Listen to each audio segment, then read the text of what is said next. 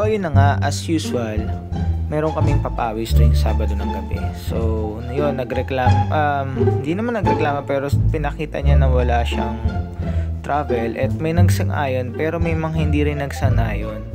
So sabi ko healthy debate naman yan, pero ayun, hanggang kaninang gabi nagtatalo pa rin sila. So nag-ask ako ng permission na gawin ng reels ito at parang sa inyo makapag-decide kung ano ba talaga nangyari. Ito, tingnan nyo, ayan.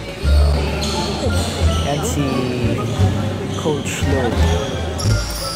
So natawagan siya ng travel dyan kaya hindi naging counted. So syempre may kanya-kanya tayong knowledge. So what do you guys think? Travel or na? Labas na mga referee.